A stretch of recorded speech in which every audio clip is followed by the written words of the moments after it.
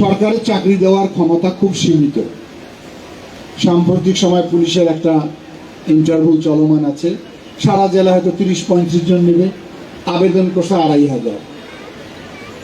এটা ধাপে ধাপে রিটেন হচ্ছে, তারপর ভাইবা হবে কয়জনকে দেওয়া সম্ভব হবে। যেহেতু আমি তৃণমূল থেকে রাজনীতি করে আজকে আপনাদের সহযোগিতায় দোয়া এই জায়গায় এসেছি, আমি নির্বাচন প্রাককালে অনেকগুলো কথা বলেছিলাম, আলোকিত লালমনিরহাট আমরা করব।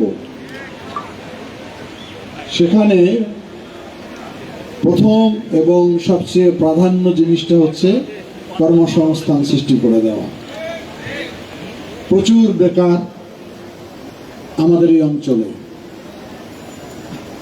আমি আরএফএল প্রাণ গ্রুপের যিনি সিও বা চেয়ারম্যান, তাকে আমি আমার বাসায় আমন্ত্রণ জানিয়েছিলাম। আমি তার প্রতি যে কত কৃতজ্ঞ, কত ধন্যবাদ জানাবো। উনি দেশের বাইরে না থাকলে হয়তো আসতেন। আমার একটি ফোনে উনি আমার বাসায় এসেছিলেন,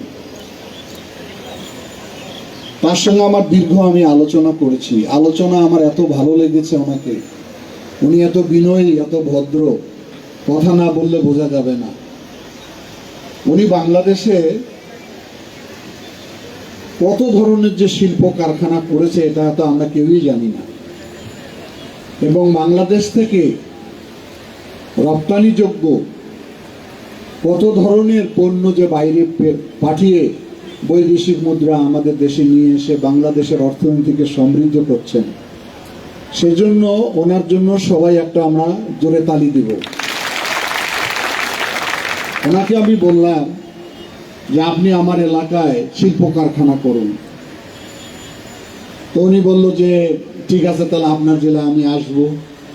আমি বললাম আমার এলাকায় কৃষি পণ্যের উদ্বৃত্ত অঞ্চল, এখানে ধান হয়, এখানে ভুট্টা হয়, এখানে আলু হয়, অনেক ধরনের ফসল উৎপাদিত হয়। তো শিল্প কারখানা তো বলার সঙ্গে সঙ্গে নির্মাণ করে উৎপাদনে যাওয়া সম্ভব না, এটি একটি দীর্ঘ সময় লাগে।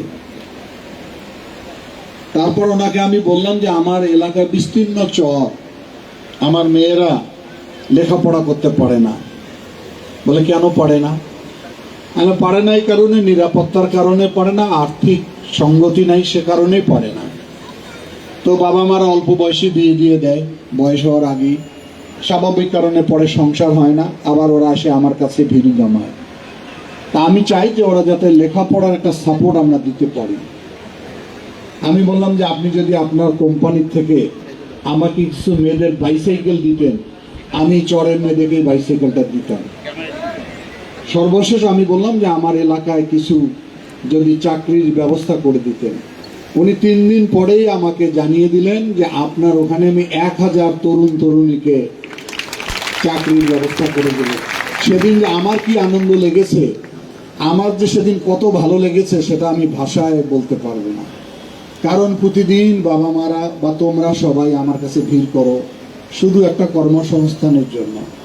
বাংলাদেশের কর্মসংস্থান তৈরি করা খুবই কঠিন, তবে বেশিরভাগই যান সরকারি চাকরির জন্য আমরা হন্যা হয়ে ঘুরি। সরকারের চাকরি দেওয়ার ক্ষমতা খুব সীমিত। সাম্প্রতিক সময় পুলিশের একটা ইন্টারভিউ চলমান আছে, সারা জেলা হয়তো 30-35 জন নেবে, আবেদন করছে 2500। এটা ধাপে ধাপে রিটেন হচ্ছে, তারপর ভাইবা হবে কয়জনকে দেওয়া সম্ভব হবে। অন্য জায়গায় নিয়োগ নাই, তাহলে বেসরকারি জায়গায় নিয়োগের সবচেয়ে বড় সুযোগ।